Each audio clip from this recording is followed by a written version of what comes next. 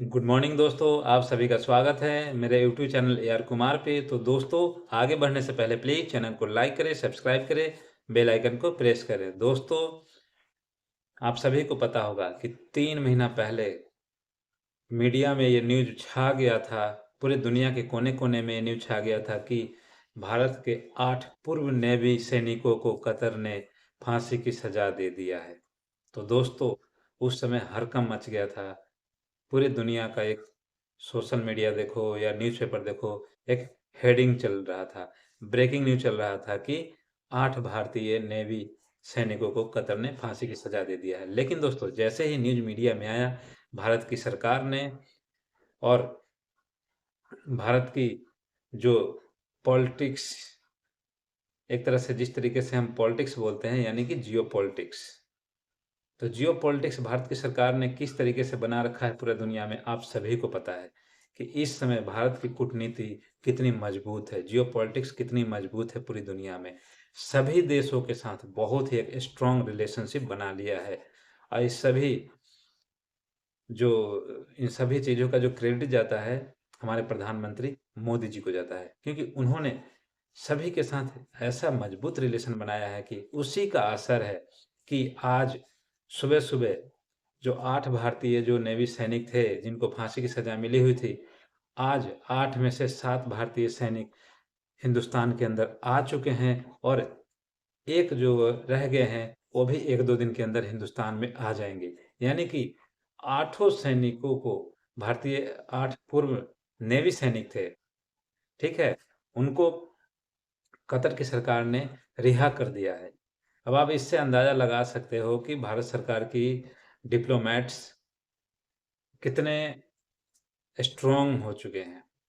किसी भी देश के साथ भारत ने किस तरीके से दबाव बनाया, किस तरीके से कतर के ऊपर प्रेशर बनाया और कतर को फाइनली इन हमारे आठों नेवी जो सैनिक थे उनको रिहा करना पड़ा। दोस्तों, हम इससे अंदाज़ा लगा सकते हैं कि किस तरीके से मोदी जी का प्रभाव बढ़ा है पूरी दुनिया में। आप सभी को पता होगा कि कुछ दिन पहले ही सर्वे हुआ था, जिसमें मोदी जी जो सबसे टॉप फेमस लीडर में सबसे टॉप पर रहे थे 77% के साथ। तो दोस्तों, मोदी जी का व्यक्तित्व, मोदी जी का छाप पूरे दुनिया पर पड़ रहा है और मोदी जी की जो विदेश नीति है, फॉरेन पॉलिसी है, वो बिल्कुल साफ दिख रहा है किस तरीके से सभी देशों के साथ रिलेशन बनाया है भारत की सरकार ने। तो दोस्तों, उसी का असर है कि सुबह-सुबह आज ये बहुत बड़ी न्यूज़ आई और दोस्तों, इस न्यूज़ के लिए किसी को पता भी नहीं था। यहाँ तक कि पूरे मीडिया तक भी नहीं पता था कि उन आठों भारतीय नेवी सैनिकों के साथ कतर की सरकार क्या कर रहा है और उनके साथ अगला स्टेप क्या होने वाला है। ये एक तरह से देखा जाए तो भारत सरकार का दबाव था।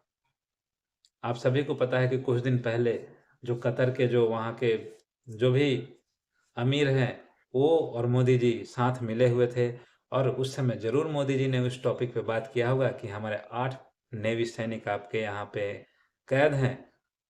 ज़रूर इस पे उन्होंने डिस्कस किया होगा और उसी का असर है। और दोस्तों, आप सभी को पता है कि जियोपॉलिटिक्स के अंदर भारत कितना अभी स्ट्रॉन्ग हो चुका है और ये जो नीति है भारत की, बहुत ही मजबूत नीति है। उसी का असर है कि कतर की सरकार ने हमारे पूरे 8 भारतीय नेवी सैनिकों को रिहा किया है।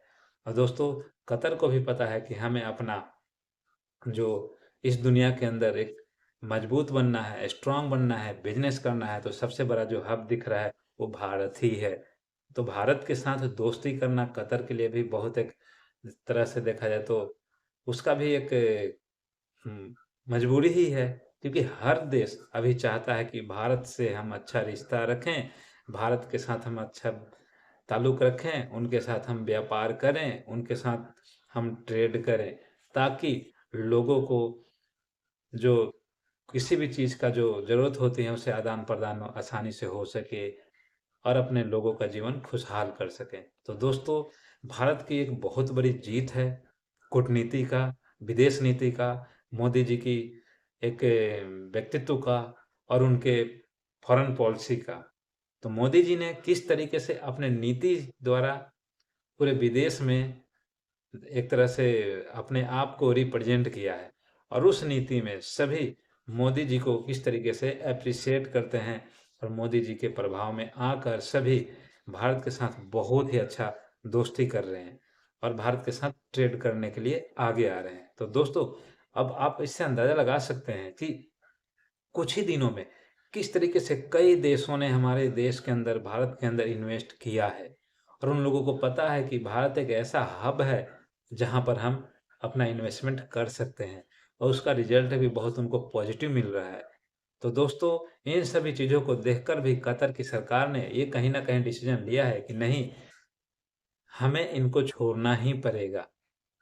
और जो अब इसमें देखा जाए तो हमारे विदेश मंत्री जो जयशंकर हैं, उन्होंने भी बहुत बड़ा रोल निभाया है।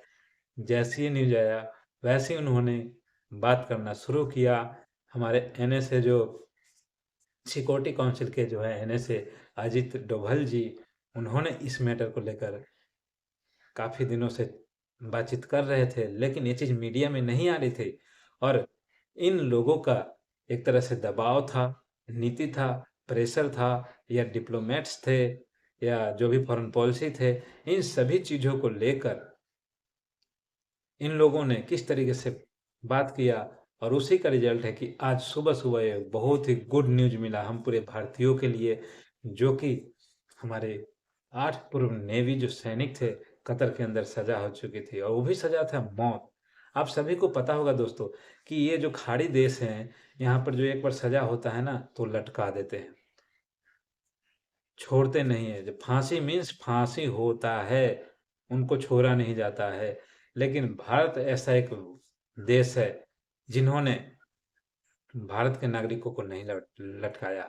क्यों नहीं लटकाया? उनको पता है कि भारत का ताकत क्या है, भारत किस जगह पे खड़ा हो चुका है और हम भारत के लोगों के साथ ऐसा नहीं कर सकते हैं। दोस्तों, हालाँकि भारत का जो जिस तरीके से पूरे दुनिया में अब एक प्रभाव पड़ रहा है, उस प्रभाव से कोई बच भी नहीं सकता है। सभी को पता है कि हमें भारत के साथ बेहतर रिलेशन करना है और भारत ने दोस्तों किस तरीके से दुनिया में अपने पॉलिसी के लिए बिल्कुल फेमस हो चुका है। अपनी पॉलिसी से सेल्फ डिफेंड रखता है पॉलिसी। किसी के कहने पे दबाव में आकर नहीं करता डिसीजन भारत सरकार। अपना खुद ये देखता है भारत सरकार कि नहीं, हमें खुद को अपना सेल्फ लेकर चलना है। किसी के कहने पे हमें पॉलिसी नहीं चलानी है और उसी का रिजल्ट है कि आज भारत की सरकार के नीतियों के कारण ही हमारे 8 पूर्व सैनिकों को कतर ने छोड़ दिया। नहीं तो खाड़ी देशों में अरब चले जाओ, यूएई चले जाओ, कतर चले जाओ, यहाँ एक बार फांसी की सज़ा हो गई तो उनको फांसी के ऊपर लटका दिया जाता है। वो बच के वापस नहीं आते हैं। लेकिन वहाँ से मोदी जी के कारण ही, कहावत है ना, आजकल बहुत ज़्यादा फेमस हो चुका है कि मोदी है तो मुमकिन है। और दोस्तों, वाक़ई में मोदी है तो मुमकिन है। मोदी जी के कारण ही ये हमारे 8 पूरे सैनिक वापस आ रहे हैं वहाँ से। तो दोस्तों, ये बहुत बड़ी जीत है हम भारतीयों के लिए, हमारे विदेश पॉलिसी के लिए, भारतीय डिप्लोमेट्स के। तो दोस्तों, इस वीडियो में इतना ही। तो प्लीज़ वीडियो को लाइक करें, सब्सक्राइब करें, बेल आइकन को प्रेस करें।